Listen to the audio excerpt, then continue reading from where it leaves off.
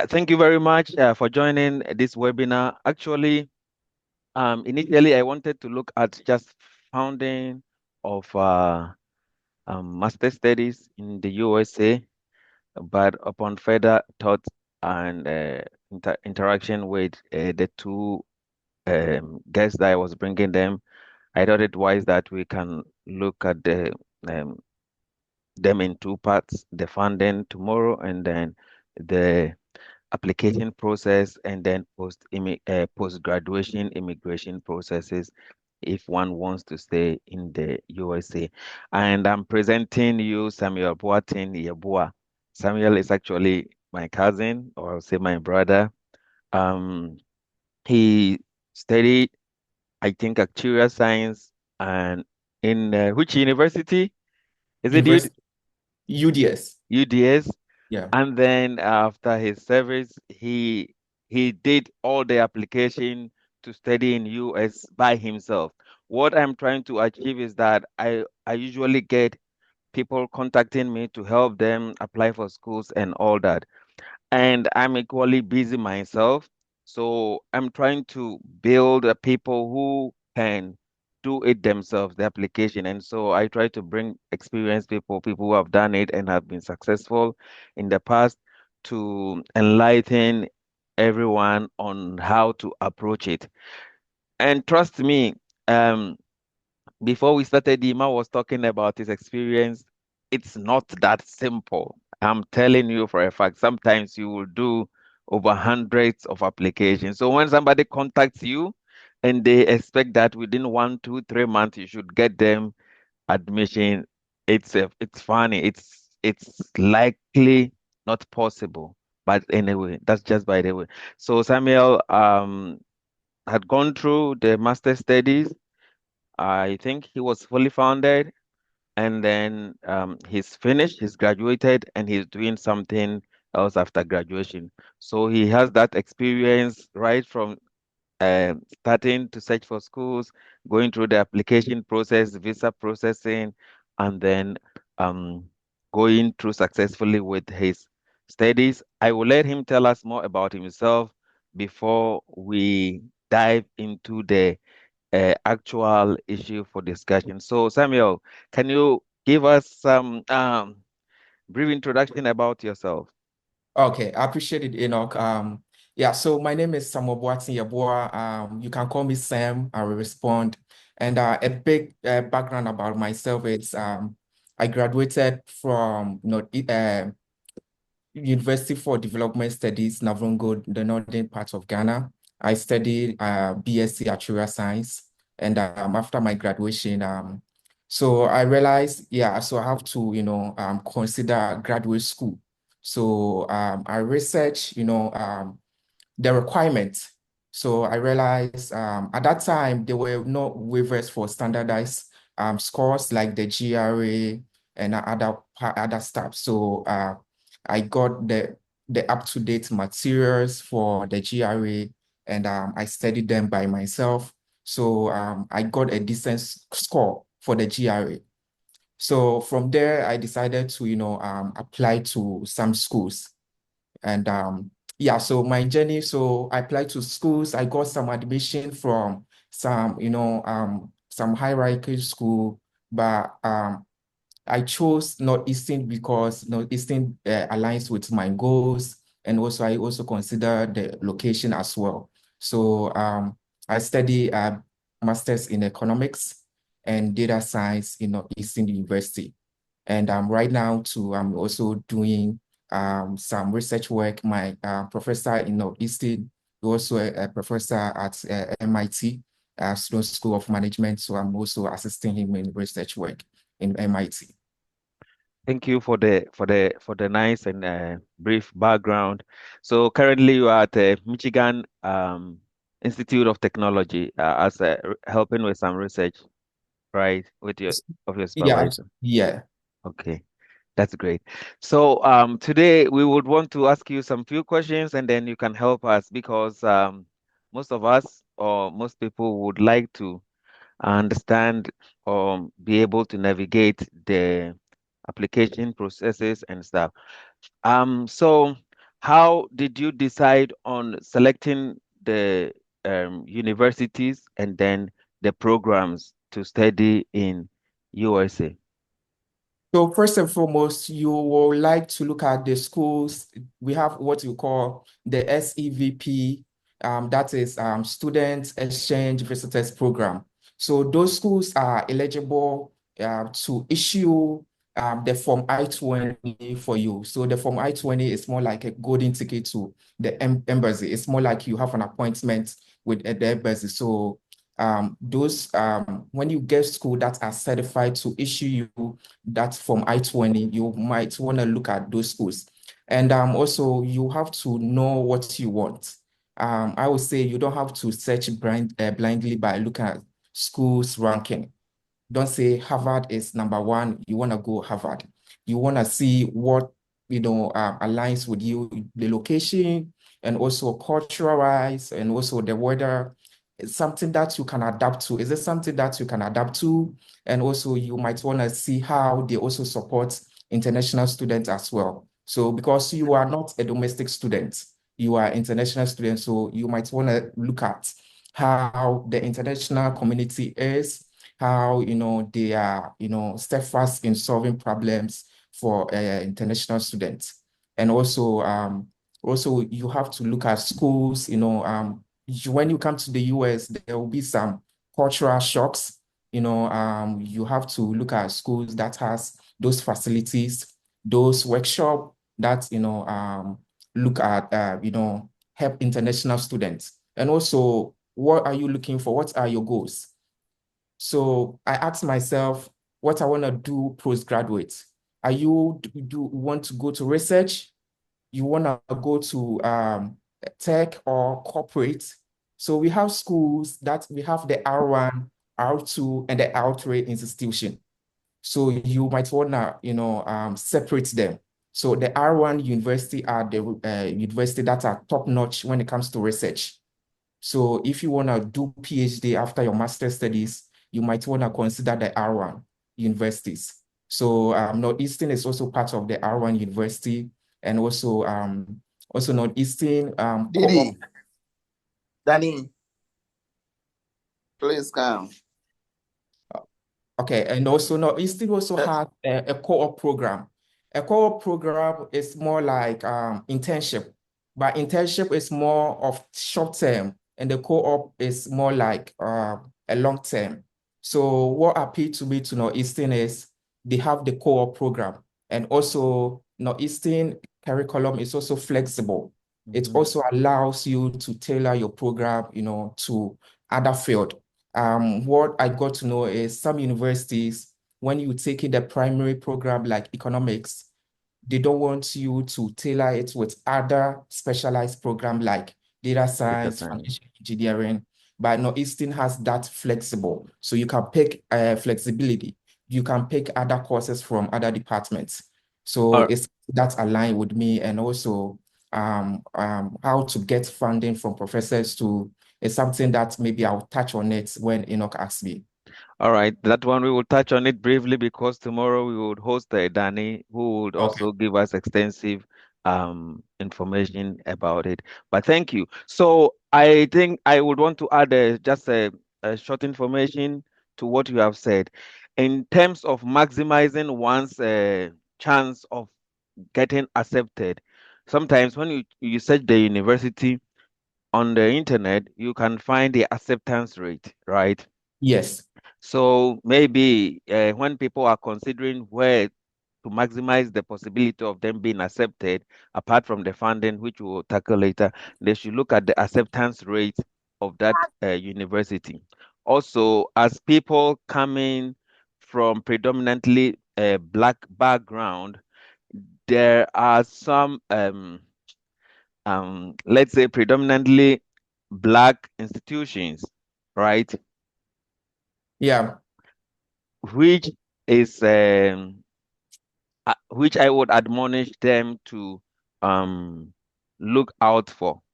Okay, so if one wants to maximize, or what do you think about these approaches? Because, for example, I check a university and the acceptance rate is like 97%, and their graduation rate is very low, which means that Okay. they accept more people into the program, but less of those people are able to graduate. But as an international student, your first point of success is being accepted into the program. Yeah. And I'm sure that if you are determined to study, once you get accepted, you would be able to complete it. Unlike maybe the local people who get accepted and along the line they fall out of school, which brings the graduation rate low. I feel like it's important to consider more the acceptance rate before you consider the graduation rate. What do you think about that? Okay, thank you. I would say the acceptance rate is more like a cosmetic. It's something that for the school to look good. It's what the admission committee consider is they consider the holistic application. So Mm-hmm. acceptance rate will be like, oh, this school Harvard accepts this score in GRA. That's not the case. It's holistic. They consider, the full Everything. application. Mm-hmm. So you might want get a strong resume, a strong statement of purpose, and a strong recommendation of letters, and also, you have to make sure that you have, a decent, grade in your transcripts. So they look at all those stuffs, and I would say the acceptance rate is more like, I know some people, they have, their transcript wasn't that Okay, deep. okay. I think that I was saying something different. So Okay. basically, I get what you are saying. What you are saying is the maybe cutoff point or the admission requirement for specific schools. What I was saying is that for example, maybe I can show my screen and then I will do a quick search and show what I mean. So let's say that if I Google Texas Tech University, or let's say Texas Southern University, which is predominantly a black um, university. Can you see my screen? No, Oh, okay. Let me share it quickly. Um, and yeah, not, sorry to interrupt. I got colleagues that they wanted to join. It looks like they the cannot join link. with. So you send them the link that I sent to you, please. Yeah. The one that I sent to you, you can send them. Thank you. Can you Okay. see my screen now? Yes. Great. So when you come here, this is I think, yeah, Texas Southern University, right? They have acceptance rate here, 97%, which means that if 100 people applies to that school, if 100 people apply to that school, the the possibility of people getting accept 97% of or 97 of those people are going to be accepted. And then they have graduation rate, which means that of the people they accept, 23% of them are able to graduate, and then they have this information. So what I was trying to say is that, for example, this one, right, has this acceptance rate. Now let's look at uh, Johns Hopkins. But sometimes this acceptance rates is just a way of luring people to come to the university anyway. I agree with you. I agree with you for sure. So when you Yeah. but when you come here, this is 7%. So let's assume that all is cosmetic, right? Then it still go back to the fact that you also have to consider where you think your your chance of getting admitted into the program will be maximized. So the other time you were talking about um the prerequisite, or let's say the admission requirement for specific programs. Yes, and then now I will go back. Let me stop sharing my screen. Oh, there are some people here waiting. Yeah. Okay. So the next question I was going to ask was that, first of all, you talked about writing the GRE, right? The graduate record exams. Yeah. And the reason was because you had checked the application, the requirement for the program you wanted to study, and they Yeah. required the GRE, right? Yeah. So basically, there is certain kind of preparation that should go on the part of the person seeking to be admitted to a master's program in the United States. Yeah. First, they should know the requirements per the school or the university they want to attend and make preparations for that. How long did it take you to prepare? You said you did self studies and stuff. Like, how long did Yeah. it take you to? And then you can also touch a little bit on um English language proficiency test. Did you have to do it, or how did you navigate that requirement as well? Because I know some universities expect that, others may waive it for specific countries or specific programs. So can you touch on this too? Okay, so thank you. So for the GRE requirements, it's not required by the university per se. It's required by the individual program. So let's say you can take university like Boston University. They have financial engineering, might not require a GRE, but their business program might require a GRE. So I look at the program.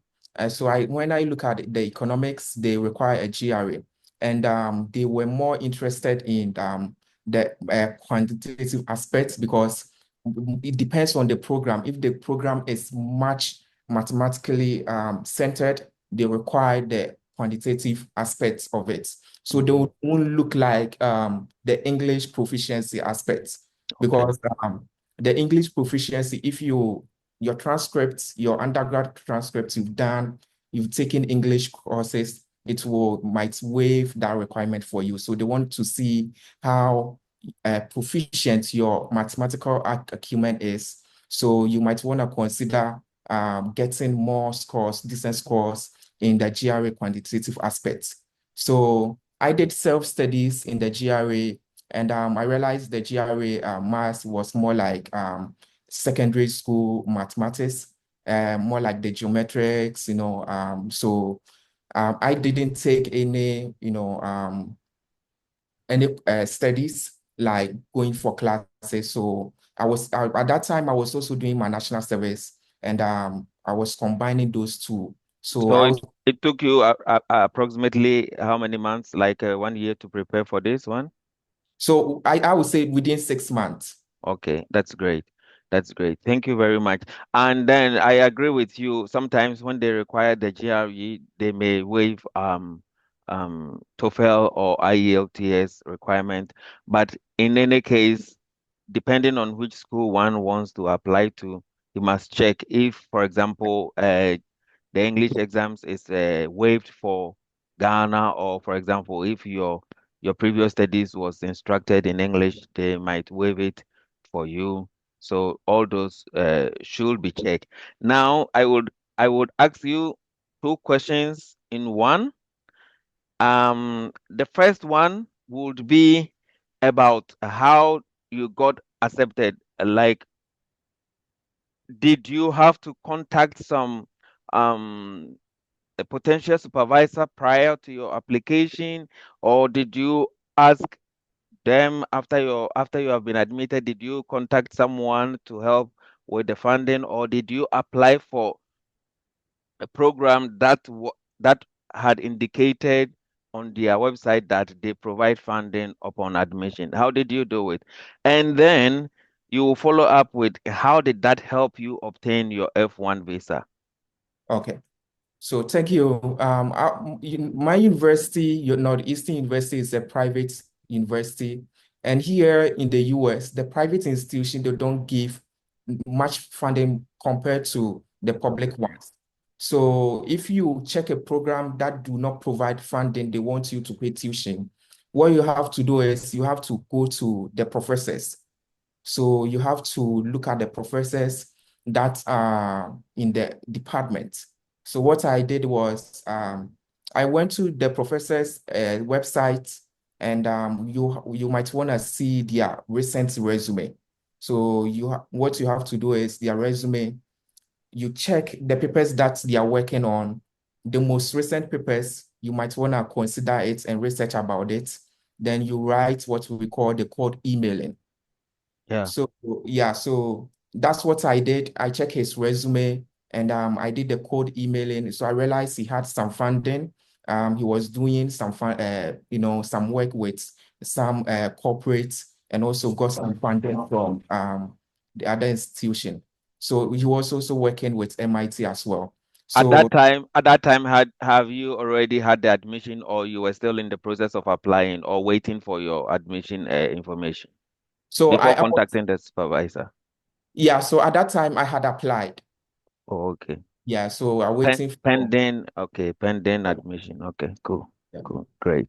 I like the approach. I like the approach because sometimes people just go to the program, and if they don't find any information about fully funded or you're gonna get funding, they just give up. But I Yeah. think one of the strategies is to look at look at the faculty, what they are doing, and the possibility of attracting some funds from them. We will dive deep into the funding tomorrow, the various means by which one can fund their studies tomorrow around same time. So I wouldn't want to dive deep into it. But yeah, let's get back to the second part of the question, which is about the F1 visa application.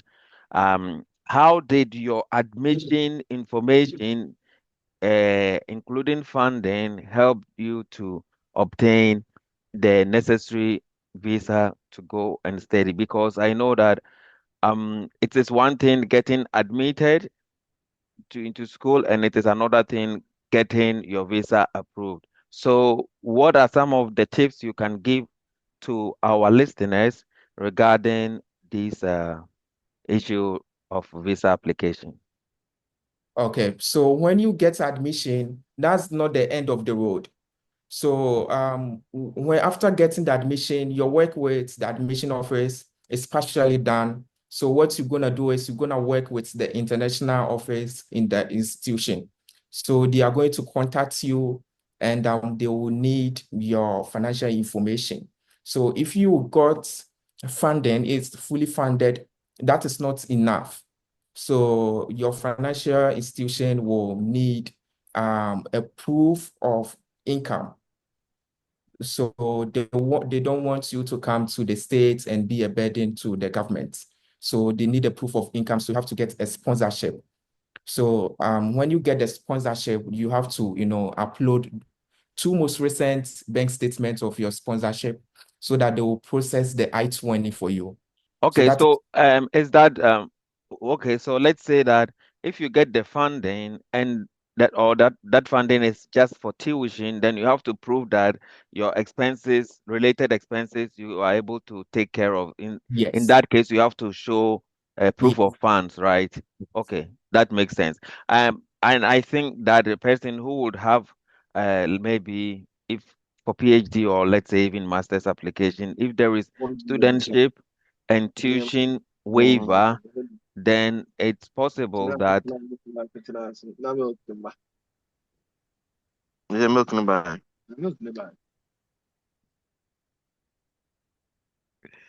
then it's possible that um then it's possible that you probably all you need is that your tuition is waived, and then there is maybe monthly stipends for living allowance. In that case, I think you might not necessarily need the proof of fund, but maybe you can enlighten us more. So, yeah, so getting the proof of fund is not mandatory. Like it's more like it's trending to your application. When you go to the interview, it depends, on the visa officer. So the visa officer, they are mostly concerned about funding, the financing aspect. So my personally, and because listen to other people's stories and what I've also been through, I think that when you have enough funding, it makes your application stronger. So Your few visa people, application, right? It makes your visa application stronger. it make it stronger. Okay. Yeah, you having student assistantship for your PhD, for your master's. I think that you have to also get, some funding for yourself, maybe a family funds to show that in case of emergency, it may be cover, like those, Necessary needs and yeah, expenses. Okay, yeah, great, great, great. Now let's dive into so we are still on the visa application process. I know that a lot of people get admitted, they have even strong proof of funds. For yeah, example, I did application for someone. She had the admission with partial scholarship, and she even provided um, a bank statement which is like 3 times the required amount per year. And it yeah, was genuine, even she shared the same surname with the cousin who provided yeah, the support, which means it proves that they are related and stuff. And she still got turned down in the visa application in Ghana, for example. yeah. So, tell us what do you think would be necessary to ensure to um, enhance your chance of getting your visa approved for study? Okay. So getting funding is not enough. The VO, the visa officer, would like to know, much about the school, much about the geographical location, because you cannot go to a place you don't know. Hmm. So you might want to research more about the department. And for example, when he's asking you question, where are you going to study? Why did you choose the program? You don't have to talk a lot, but you have to, be strategic about it. Through your answers, you might want to add a professor's name, a professor's, how do you call it? A professor's research that he's doing. So it shows, it gives the impression that, oh, Your so academic person. yeah, you research about the school, you know about this professor. So it gives that impression that, oh, you are a serious person, like you have well prepared. So you have to research about the school and why you also choose that program. So you have to also give, reasons why you choose that program. I agree with you. Or sometimes the questions may not come directly, like why did you choose this program or stuff. Yeah, They would ask general question, and it's your responsibility to reply in such a way that you can convince them. When you give them basic reply, like anybody on the street would give, it doesn't make you stand out. And that yeah, is why some people will go and they will just say that, oh, they didn't even ask me any questions and stuff, and they didn't check my. To some extent, to some extent, there are certain visas for the US, you don't even need any documents to prove, just the interview and by the discretion of the visa yeah, officer. So you have to, by your response, convince the person to go the next step to even check your documents because they yeah, don't have the time to do that. yeah, And if you are given certain clues that um that you are not really purposefully going for academics, they would turn you down even before you show them the evidence that you can fund yourself or you have this, you have that. So it's very important. Same thing play out in um a visa interview for interview for job. You will go for a job interview, they would ask you basic questions, and they may not even dive into your skills and stuff. But those basic questions, trust me, they are looking for something. And when they don't find that thing in that basic questions, they will not bother themselves to ask you skilled question, professional questions in that area because they know that you didn't even beat the first criteria. I had a I had a I had a lecturer here who we have oral exams, and the oral exams he does it in 3 phases. You go, he has 3 boxes, each of them with questions. So you pick the question from the first box. If you don't satisfy him with your response, you will not proceed to the second and third. It doesn't matter if you could have answered the second and third question, right? So Yeah. this is something important that if you may not know, but it's very important during the interview session of your visa application. Sammy, if you have something more to add, you can go ahead. And the visa interview also it also requires confidence. You might want to also portray a strong confidence and also maintain eye contact. In the US culture here, when you are not able to maintain, a long eye contact, it means you are telling lies. It means you are nervous. So your confidence is portrayed through the eye contact. So you have to look in the eyeball of the visa officer when you're talking to them. And you don't have to also, try to, talk a lot. Like Yeah, I said, don't talk a lot, be strategic. For example, why did you choose this program? Yeah, because this program has the curriculum is flexible. It allows you to tailor your program with other specialized program. And also, you also talk to Professor XXX, and exactly. his research interest aligns with your research interest. And he also, invited you to come and work with him. So when Exactly. that's the answer that they're looking for. So you don't have to also give a generic answer. Answer. Yeah, what everybody is saying. So you have to be strategic and also tailor your answers to your program as well. Thank you. And I know that there are plethora of this information out there, how to pass your visa interview. They give you general tips and stuff. It's not wrong to have a template and follow, but what I always advise people is that take the template and personalize it for yourself.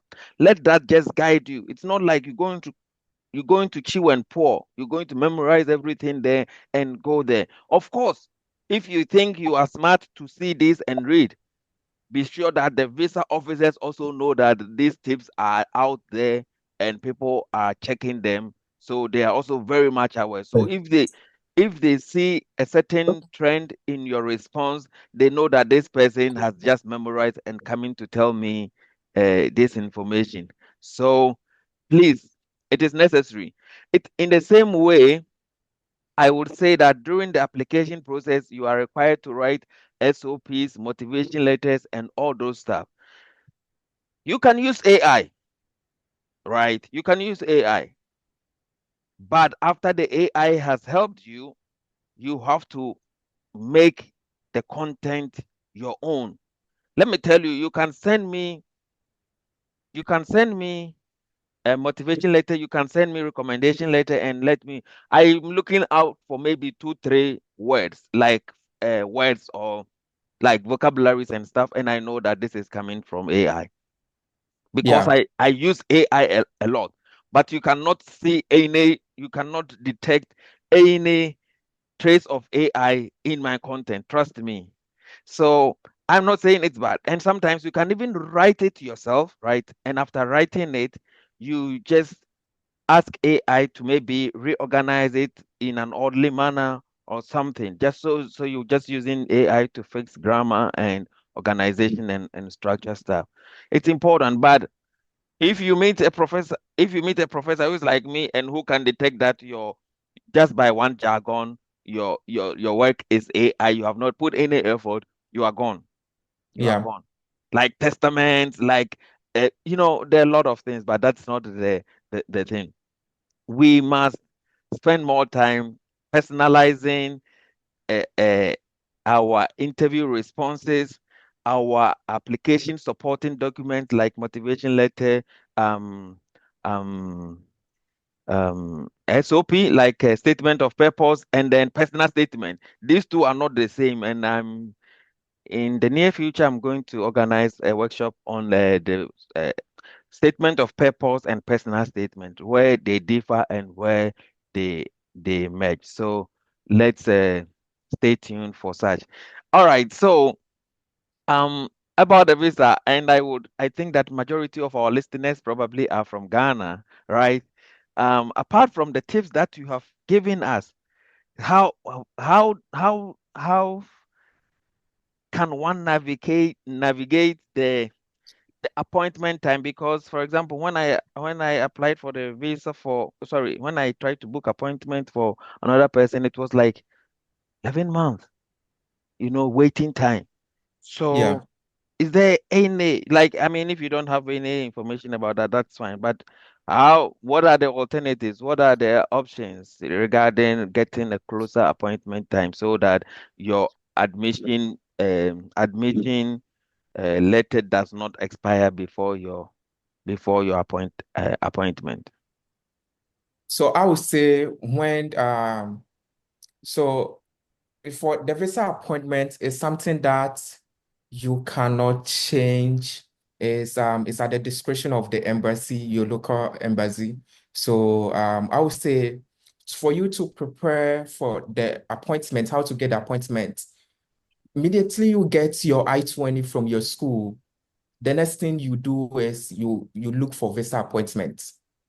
So you have to search for the appointment as early as possible. As early as possible. And you have to also be active. So if you don't have an appointment in your local embassy, you have to always be on the watch list. Like they have to be on your watch list to always check whether there are any appointment availabilities.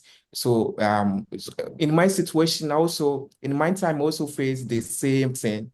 There were scarcity in appointment, slots. So you might want to check it regularly. It has to be on your radar to be able to, check whether we have any appointment availabilities. Did you apply from Ghana? So first I applied from Ghana. And so one thing, the mistake I did in Ghana was my my start date. So there was scarcity in the visa appointment.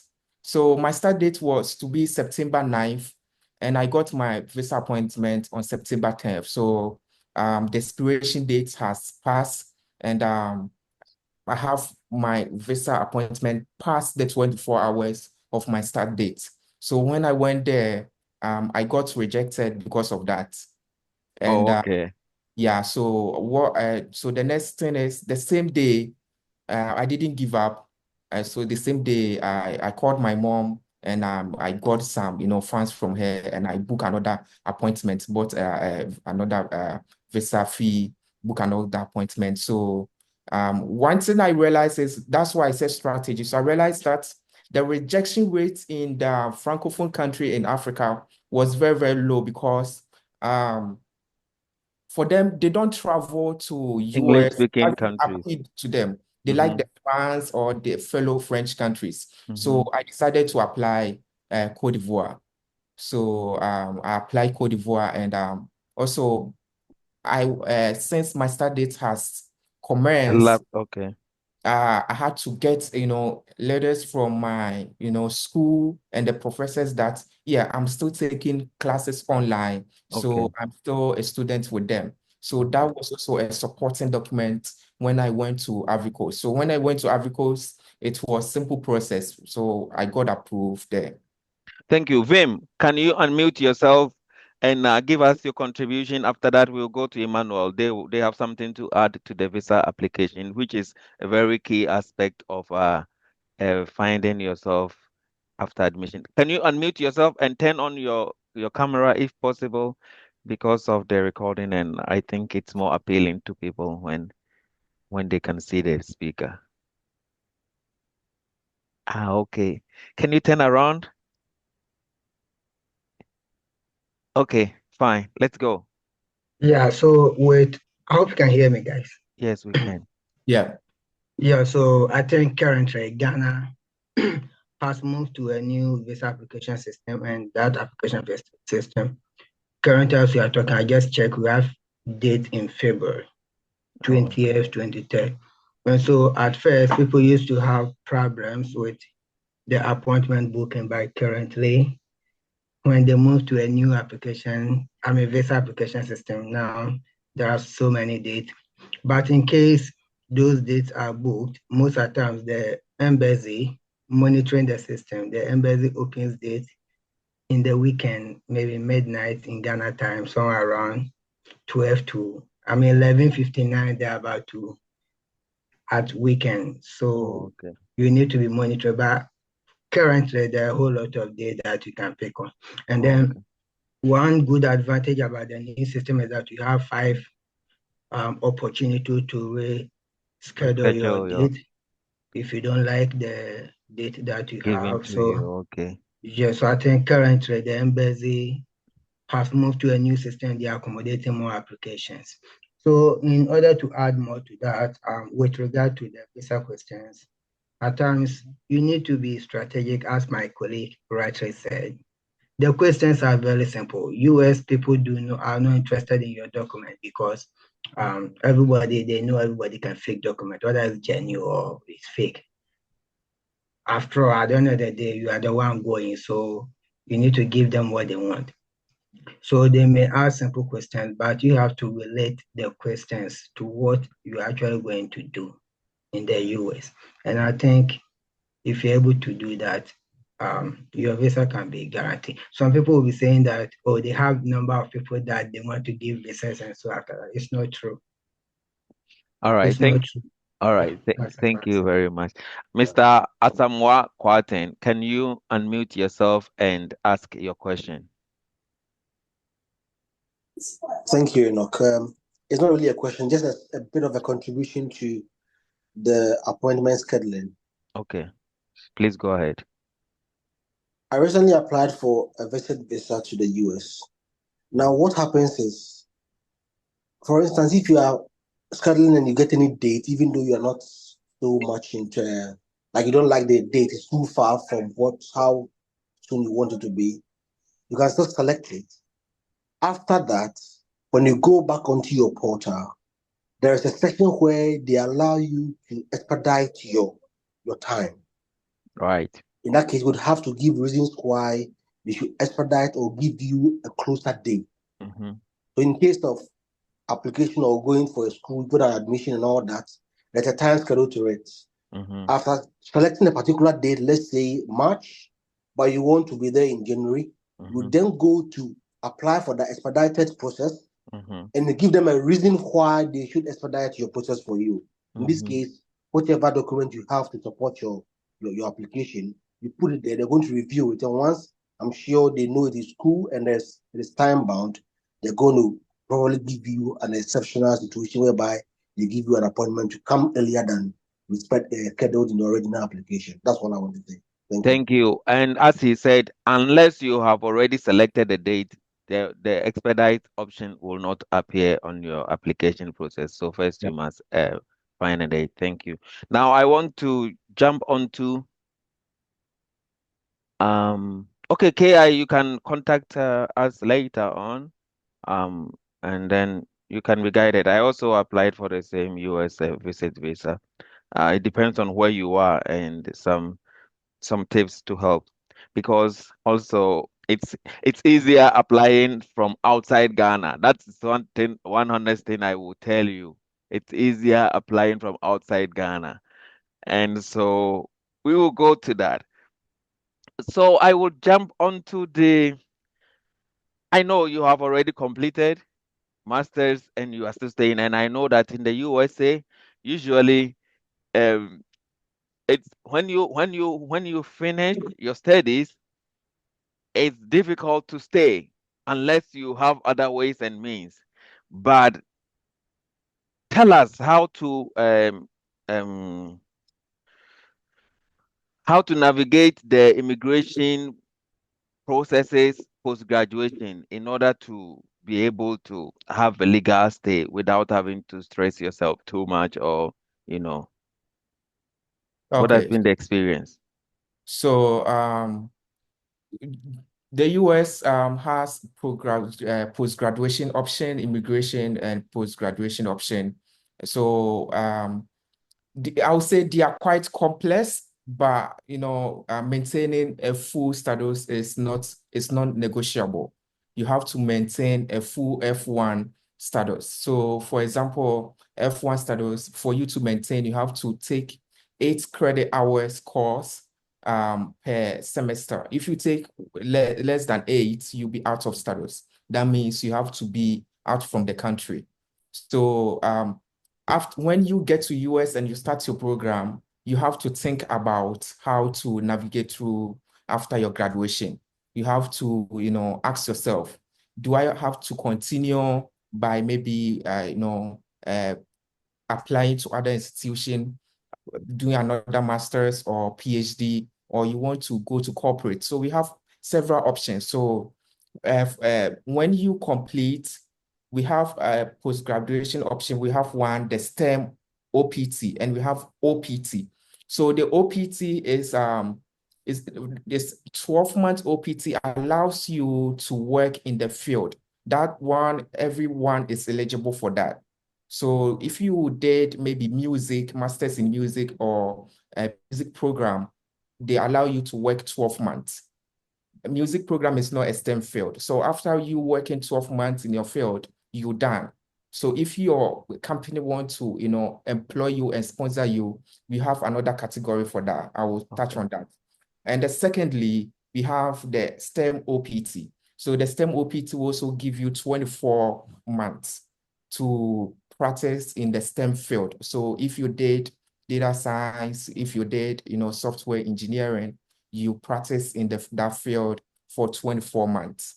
So when 24 months is through, we also have another options. That is also if you want to go to the green card pathway. So we have what you call EB2 national waiver interest. So the national waiver interest is what value are you looking for to add to the US economy? So that is what, so I would say US immigration system also changes based on the administration In in power. power. Yeah, so the president-elect Donald Trump is more interested in value adding, you adding value to the US economy. So he's more interested in you coming there to add value to the economy. So for example, if you are applying for national waiver interest EB2 visa category, you have to, make a strong case. What would your program that you study will able to, add value? So for example, if you want to start a corporate or an LLC, you can ask something like, oh, I want to start small business, and through that, I will employ the American people, so you're adding value by creating jobs, you're adding value by, maybe, adding value to their GDP. You have to add those, strong points there for you to get your green card. And to be honest, the EB2 visa is not difficult at all. I know people that apply and they got it.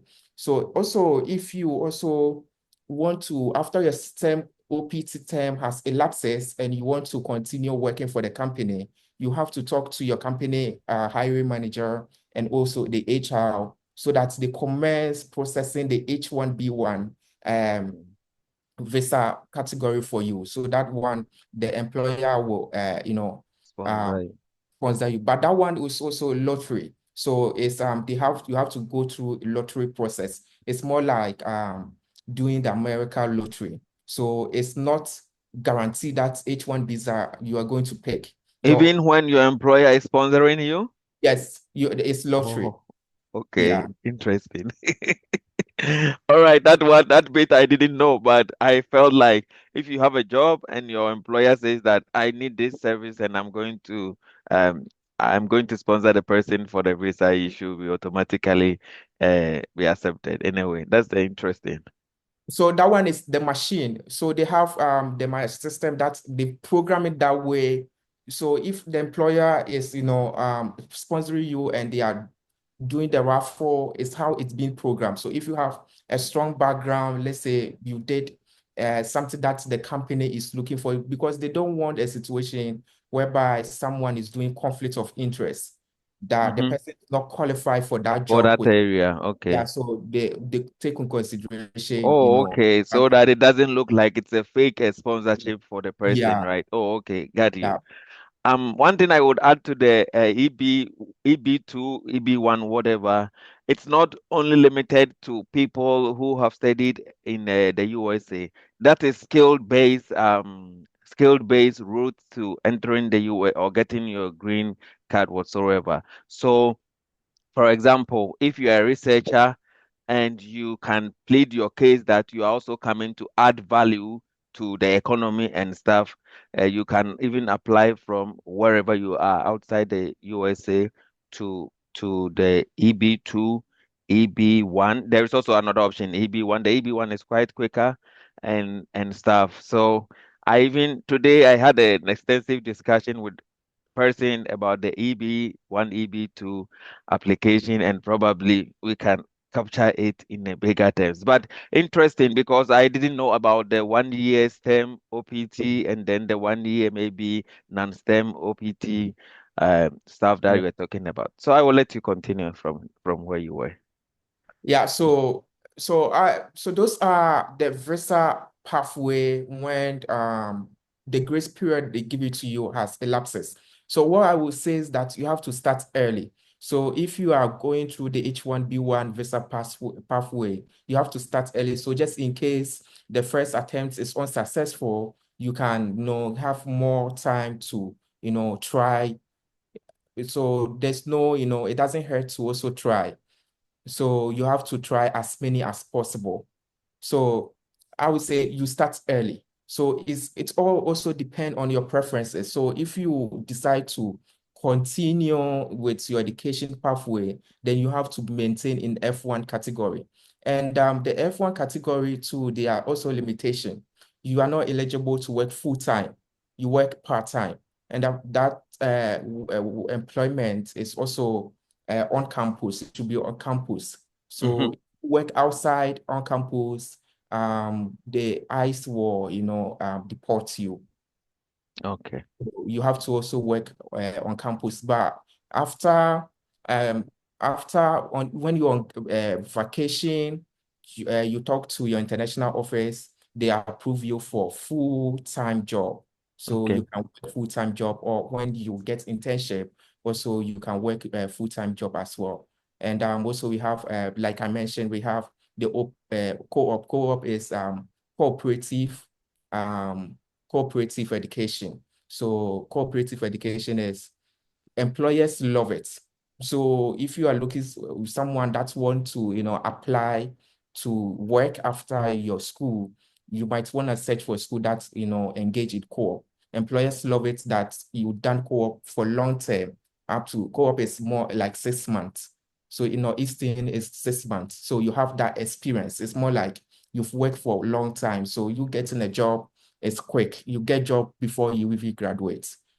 So, and if you want to go to PhD pathway to, there's also, the process that you have to pass through. Oh, all right.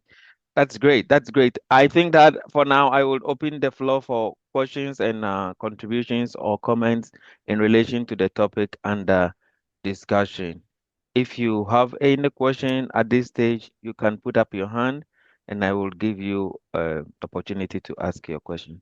So, Okay. Enoch, I would like to touch on how to excel in academically. Briefly, in maybe in 2 minutes, you can do that, and then I will let the questions come in. Okay. Okay.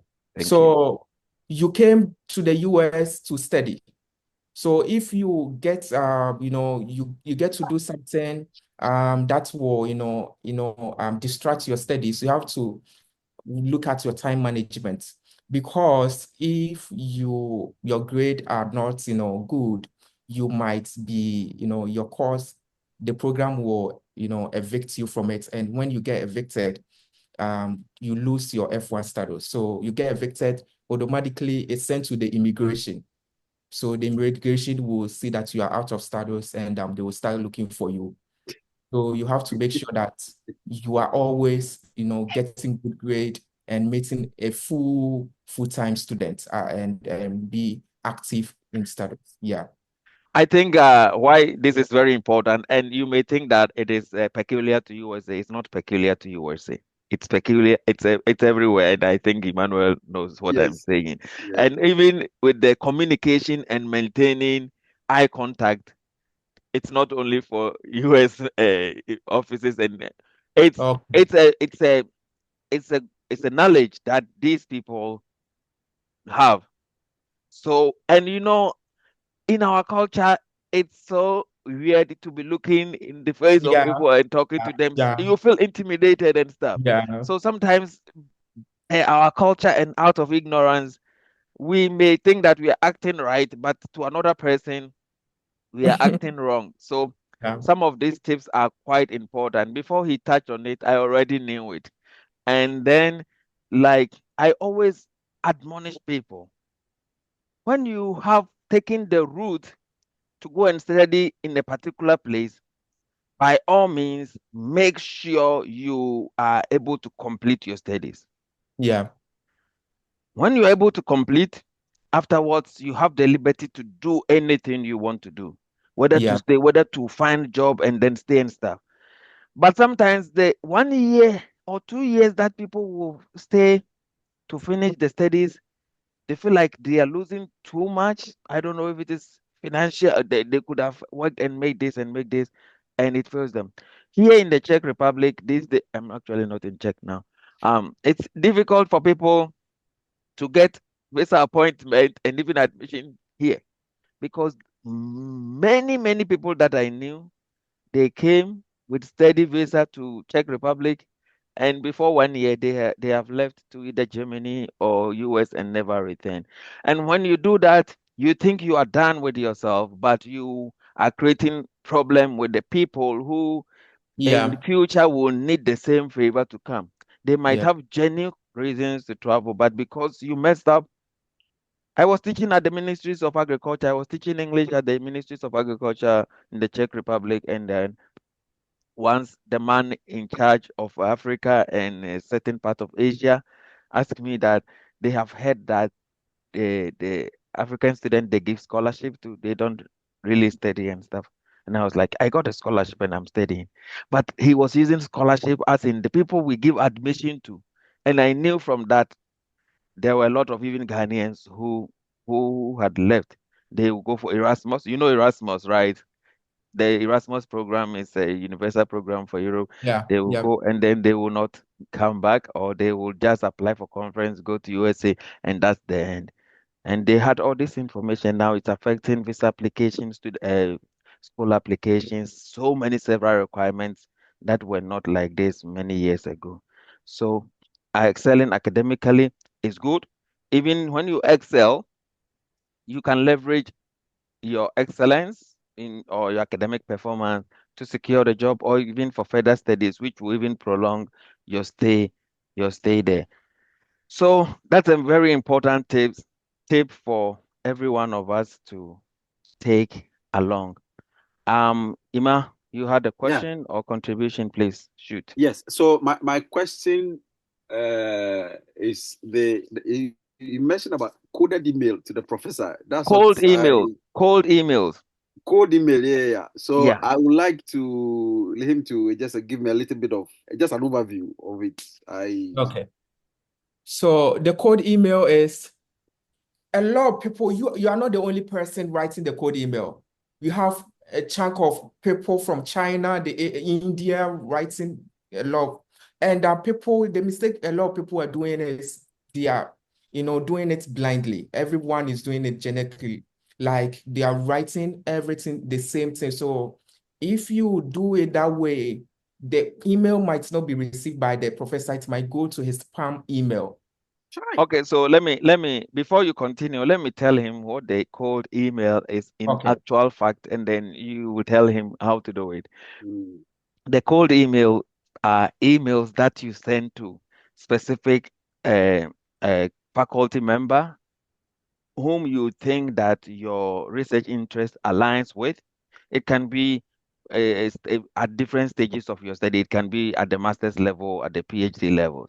Sometimes when you are recommended by a faculty member that they want to work with you, and for example, in the Canada, most masters and PhD studies require that you have a, a potential supervisor in contact before you can apply for that program. Yeah. Mm. So you have to search for people whose interests align with what you want to do and write to them. The act of writing those emails to them is what we call or what is called the cold email. Okay, Yeah. okay. I thought it's something different. Okay, all Yeah. right. No. Oh, that's fine. I get it. And I would like to add, and also the code email, they receive a lot of that, so you have to bring some points that will pique his interest. So, and also they like it when you also done research work because they see that, oh, this guy is already prepared. So you attach that email with the research work that you've done and also your resume. So he will read it, they read it. So if he responds to your email, then the next step will be like he would like to talk to you. So that's where, yeah, so to discuss about what you would like to work on. But if you look at the professor and you realize he has funding and you haven't done any research work, maybe that aligns or parallel to his field, you can, contact someone who is also your friend or do some small, Research work in that area. yeah. Right now, the PhD requirements, they require maybe write-ups, something like that. Yeah, Writing samples. yeah, I writing samples. Yeah. I know about this and I know a lot more about that. And I must tell you people sometimes why it's so difficult for people coming from our part um um to get certain favors and admission outside. Some of you may think it's because some of you may think it's because you are black or you are coming from Africa or what. Let me tell you, I have someone who has been awarded the extension in master study program in master Wow. studies, and in Ghana he got distinction, and I'm going through the thesis he wrote, basic stat analysis, and all tables, like over 23 tables in one thesis. You couldn't even use some graphs and stuff to make Yeah. to communicate Data different analysis. findings. Yeah. And if you apply for a PhD program with your excellent GPA and they ask for your writing sample, and the writing sample doesn't show somebody who can do a certain level of advanced statistical or data analysis, forget about your GPA. Yeah, it's true. You can get 2.7 and have strong analytical skills, because every research at this, you see what he said he's doing. He's after his masters, he's a graduate research, and it will require data analysis. Yeah. Master's level, you have to write thesis, you will be required to Mhm. do data analysis. So I have a lot of people wanting me to apply for them.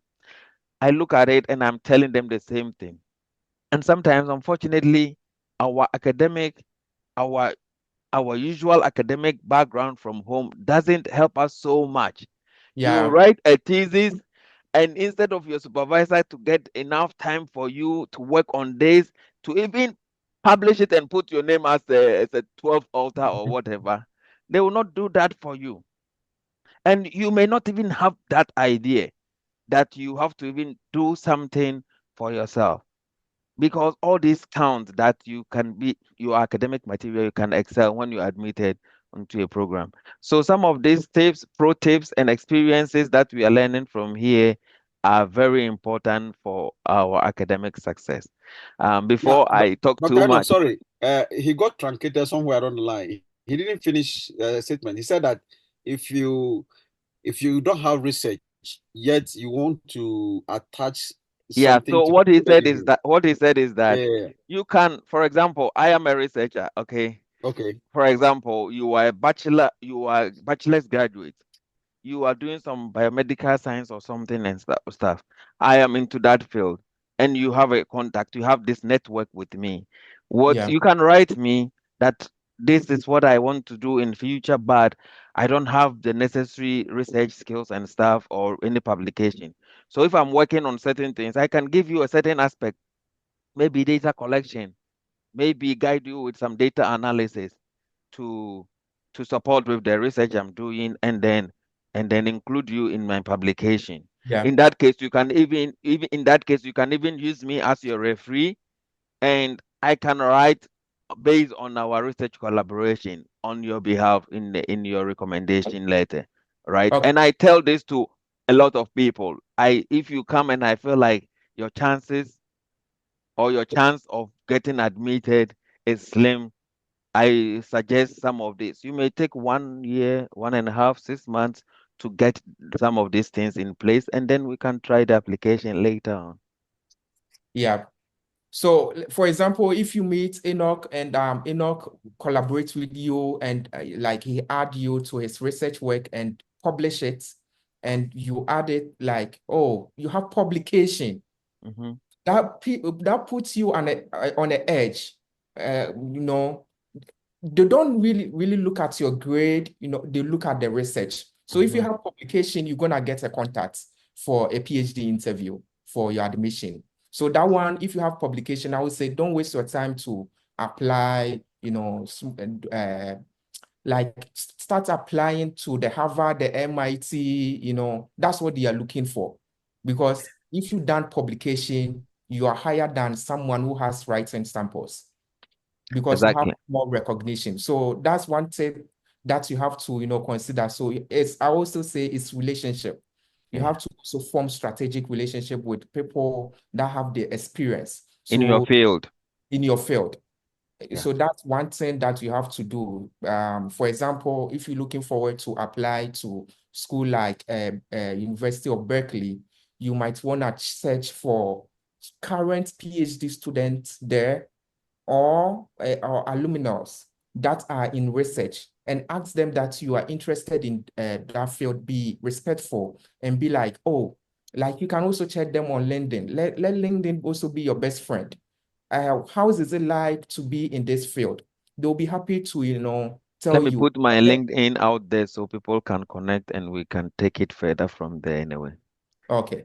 Just go ahead. Yeah, so KI, Dr. Idrisu, please, you have the floor. Can you go ahead and unmute yourself, turn on your camera if possible, and ask your question?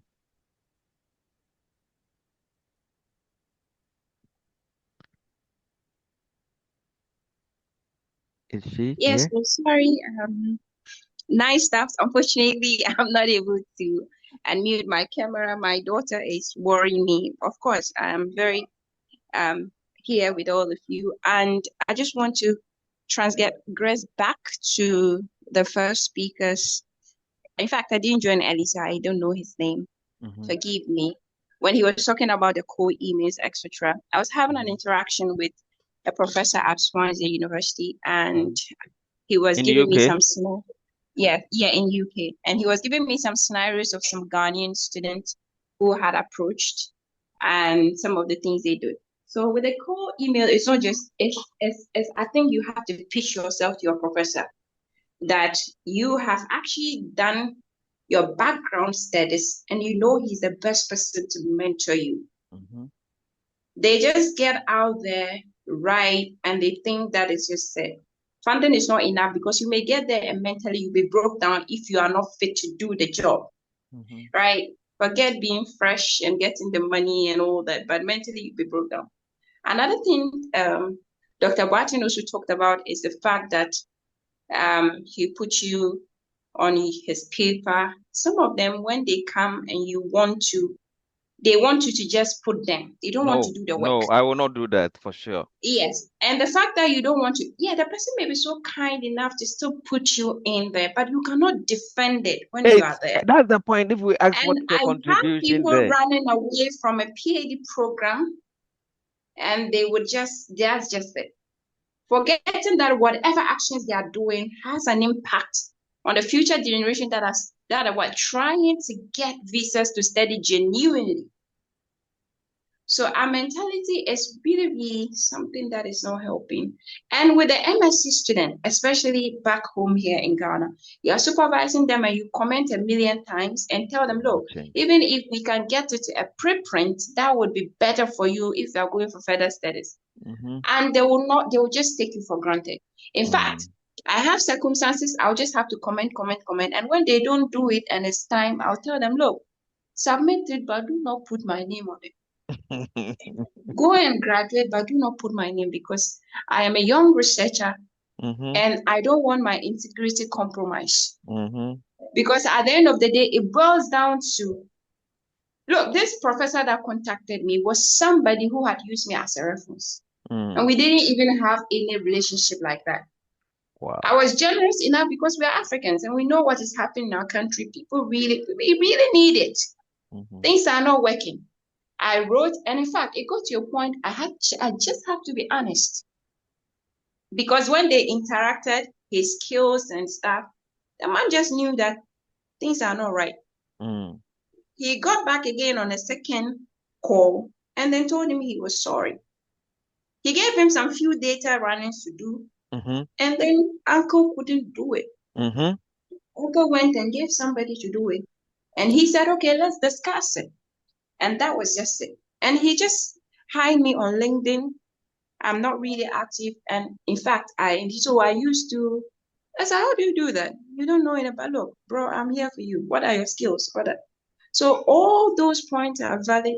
We need to get it right. And this is very, very important. You do not know how much God is going to bless you for doing this. For those who would listen, open your ears wide and know that this is people, you have to pay for this. Yes, this is a consultancy you have to pay for, so you do not joke with this. Thank you very much. Thank you.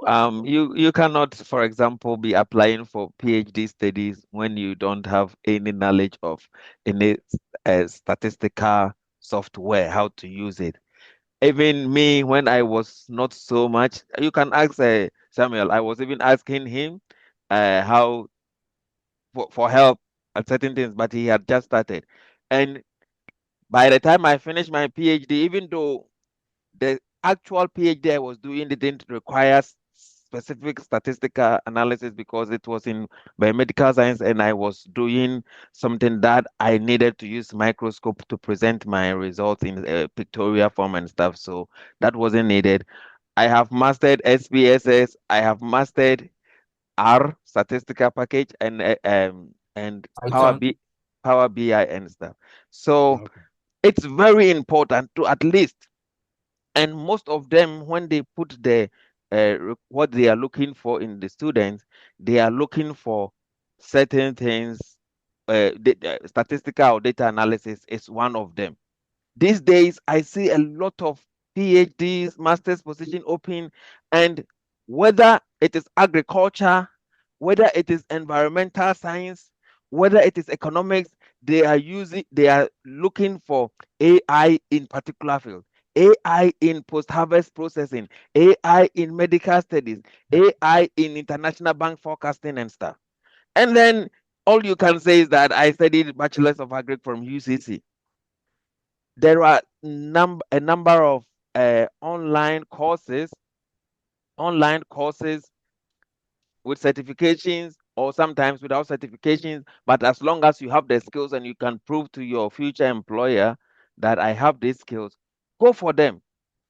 What I would like to say is that study abroad, master's, PhD, is an investment. It's an investment for the future. And you cannot just wake up one day and say that I want to study in USA. Help me. Sometimes I relax to help people because you can help them to a certain level and they have to continue by themselves. If you are going for interview in USA, I'm not going to go there with you. US Embassy, I'm not going to go there with you to speak for you. And when the person doesn't even, he cannot make the application his or hers. If they cannot convince the visa officer, all your effort in getting them admission becomes nonsense. So if you are here, I know that you are desperately looking for possibility to study abroad, be it USA or wherever it is. You need to invest. You need to invest time. Sometimes they will tell you that GRE is optional. It's not a requirement. TOEFL and this are not a requirement. But if you have them, like he said, it puts you at an advantage over people who may not have this. But the 2,000 Ghana cedis, the 3,000 Ghana cedis we will spend to register and then um, take time to study and pass it. We think so much about it that it stalls our progress. So for me, whatever it takes for you to stand out in your application, you have to do it. Because in the end, if you attract if you attract a funding or a study program with about 33,000 US dollar a year funding, you will know that you can't compare that to the 5,000 Ghana cedis you invested in writing some of these exams. It's a whole investment. If you take it from that perspective, it doesn't matter how many times you apply. If you apply 121 times, you should still do it because it's rewarding, bro. It's rewarding. That's what I can say. Any final comments or questions? Because we've already entered maybe, I think, almost 1 hour, 30 minutes. Yeah. So Enoch, I would like to add this. Life in US is not easy. Even you have funding. For example, if you live somewhere in Los Angeles, Boston, New York, those places are super expensive. Apartments and groceries, they are very, very super expensive. Your sometimes the stipends that comes is very, very small. So I would say you have to be manageable when it comes to your finances. And also you have to, your lifestyle as well.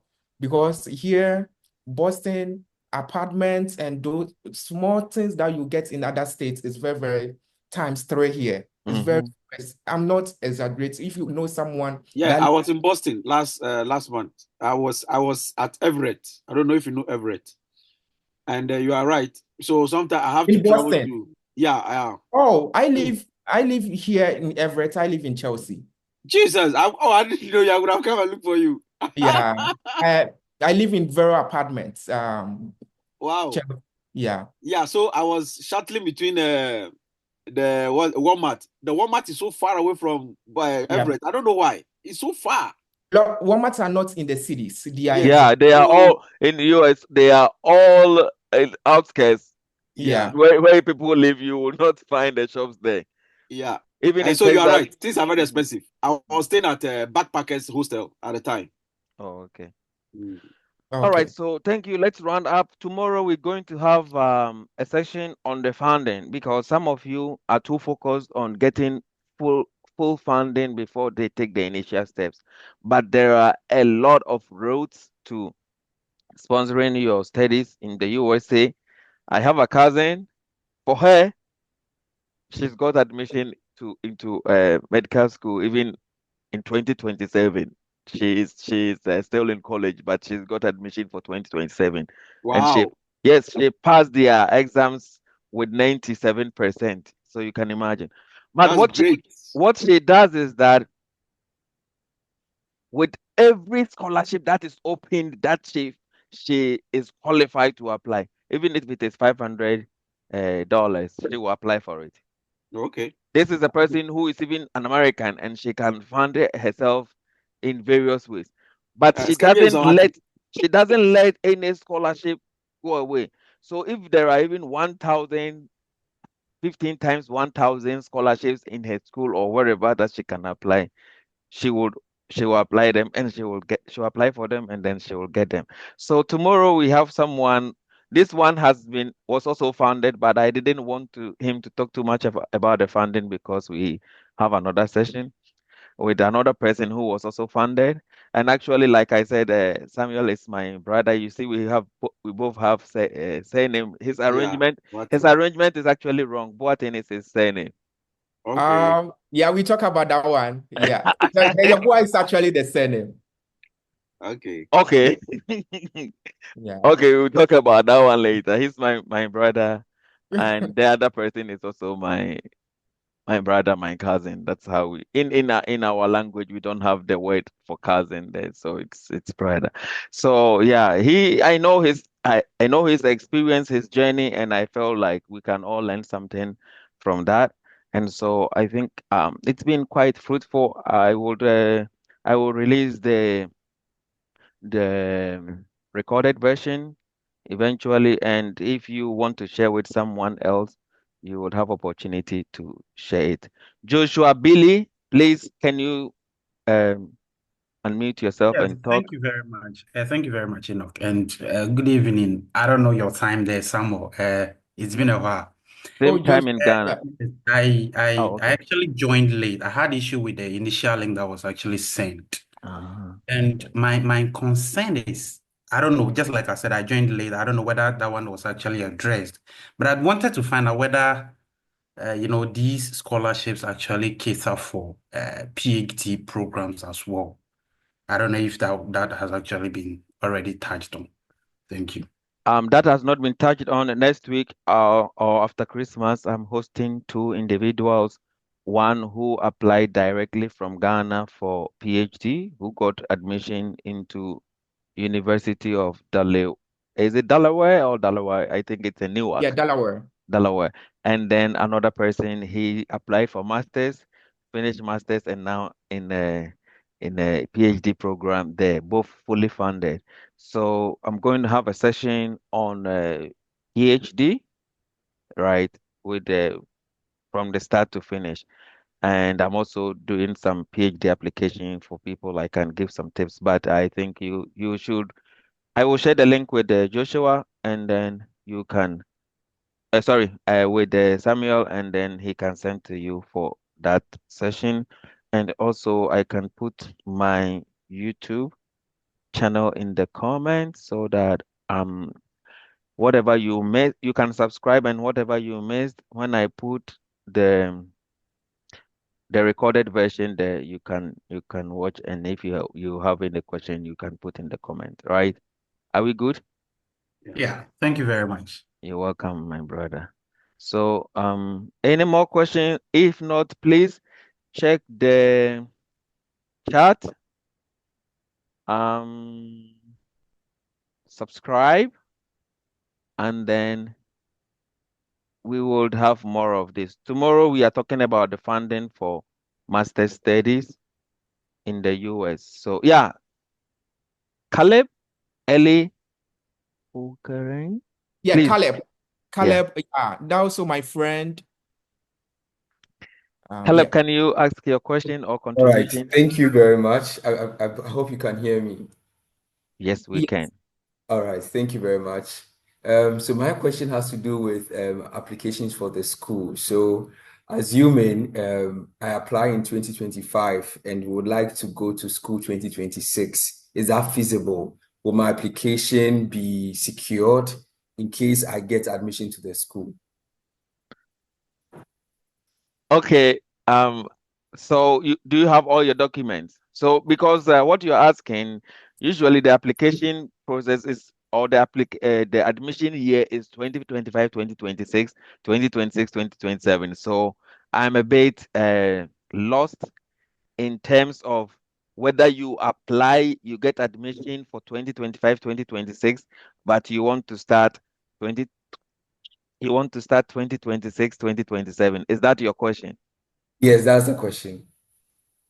Um, I feel that it depends on which program you are applying for. I got one admission for somebody, and for that, they would not allow for deferring the course you needed. If you couldn't enroll that year, you will need to reapply if you want to be readmitted. In some instances, it is possible to defer and ask them to extend it to extend it to the following year, and they will do that. So you have to be in contact with the admissions office or the international office in such situations. And if you want to defer, probably you have to give an excellent reason why they should grant you the deferral. And in most cases, when they defer for you, you don't get your funding. Your funding, yeah, exactly. Correct. So if you have applied, you have been accepted for funding, you better use it. If you have not been accepted for funding and you are deferring so that you can search for funding, that's all right, because there are also some kind of fundings that you can only apply after you have gained admission into a certain university. So you must check that. But I mean, why would you defer?